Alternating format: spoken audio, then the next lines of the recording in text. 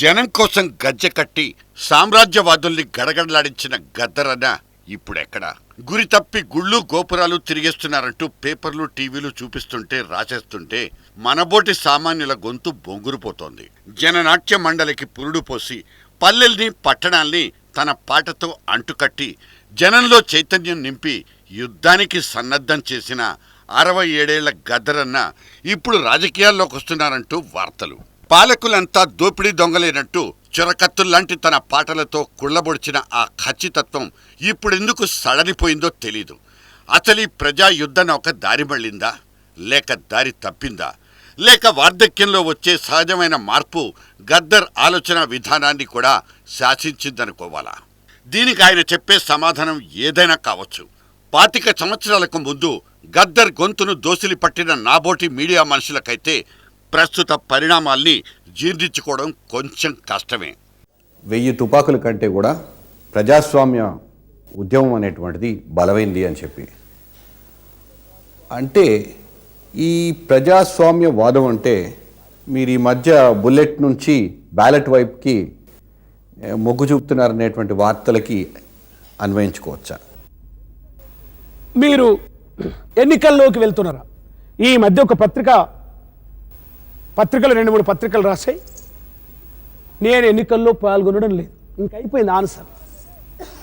ఎన్నికలు ఎప్పుడైతే పాల్గొనడం లేదో ప్రజల్ని ముంచే ఇప్పుడున్నటువంటి పార్లమెంట్ వ్యవస్థ అది ఇప్పటి వరదాకా డబ్బున్నోని, రిగ్గింగ్ చేసేటోని, మంది కొంపలు ముంచటోని, మర్డర్ చేసేటోని, 50 కేసులున్నోని, దొంగల్ని బ్లాక్ మార్కెట్ చేసేటోనే మంత్రిని చేసింది.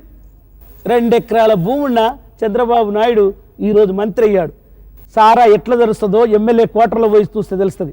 ఆయన తమ్ముడు రామ్మూర్తి నాయుడు అడిగితే ఎన్ని లక్షల కోట్ల రూపాయలు వచ్చినాయో పుట్టపర్తి సాయిబాబా దగ్గర బదిలీ చేసుకుంటూ కూకున్నాడు.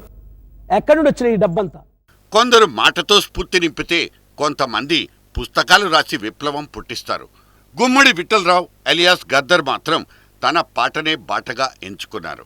నెత్తుటి గడ్డల్లాంటి పల్లవులకు తోడు వాటికి అనువుగా ఆయన కాలు కదిపే తీరు చూస్తే జనం గుండెలు ఉడికెత్తిపోయేవి. కేవలం ఆ పాటతోనే ఎంతో మంది తమ్ముళ్లను అడవులకు సాగనంపి అన్నలుగా మార్చిన పెద్దన్నకు ఇప్పుడేమైంది? ట్యూన్లు మార్చి యూటర్న్ తీసుకున్న గద్దరన్న మనోగతం ఏంటి? ఒక ప్రశ్న. ఎందుకు ఈ ఫ్యాక్టరీలు మూతపడ్డాయి? ఎందుకు గంగమ్మ కన్నీళ్లు పెడుతుంది? ఎందుకు మన చేపలు రొయ్యలని ఏడుస్తున్నాయి? ఎందుకు మన ఆవులు, మన ఎమ్మె కబేలకు వెళ్ళిపోయి మాంసమై డాలర్లో మార్కెట్లు చేస్తున్నాయి? ఇది అర్థం కాకుండా భారతదేశం యొక్క పరిస్థితి అర్థం కాదు. ఇది అర్థం కాకుండా మనం ప్రతి విషయాన్ని అర్థం చేసుకోలేం.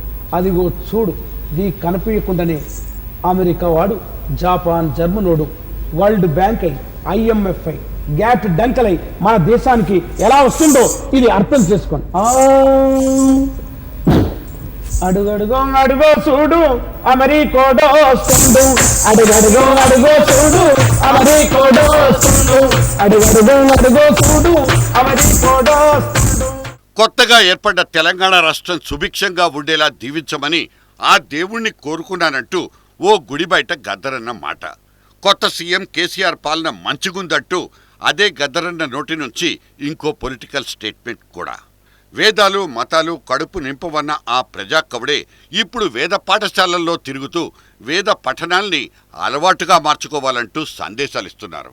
స్పిరిచువాలిటీ అనబడే ఆధ్యాత్మిక మార్గం అనేది వాళ్ళ వ్యక్తిగతం.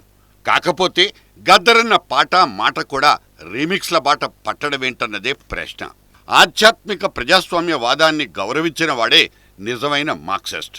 ప్రకృతి ప్రేమికులంతా దైవారాధకులే అంటూ గద్దరన్న చెప్తున్న కొత్త పాఠాలు అతడెంచుకున్న కొత్త మార్గాన్ని చెప్పకనే చెప్తున్నాయి. పైగా ఉద్యమకారులందరూ ఆస్తికులో నాస్తికులో అయ్యుండాలన్న షరతులు కూడా ఎక్కడా లేవు. అడవుల్లో అన్నలే అస్త్ర సన్యాసం చేసి సాయుధ పోరాటానికి తాత్కాలిక విరామం ప్రకటించిన ఇవాల్టి నేపథ్యంలో జనజీవన స్రవంతిలో ఉన్న ఈ ప్రజాకవి మాత్రం మార్పును ఆశ్రయిస్తే తప్పేంటన్నది ఇంకో లెక్క. ఓ నా ప్రియమైన బిడ్డలారా, మిమ్మల్ని మర్చిపోవనంటున్నారు. మనిషికి అత్యంత విలువైంది ప్రాణం. ఆ ప్రాణాన్ని మానవ సమాజం కోసం ఇచ్చిన వాళ్ళు ఎవరైనా వాళ్ళని చరిత్ర మర్చిపోదు. వందనాలు వందనాలమ్మో మా బిడ్డలు మీకు వందనాలు వందనాలమ్మో మా బిడ్డలు మీకు వందనాలు వందనాలమ్మో మా బిడ్డలు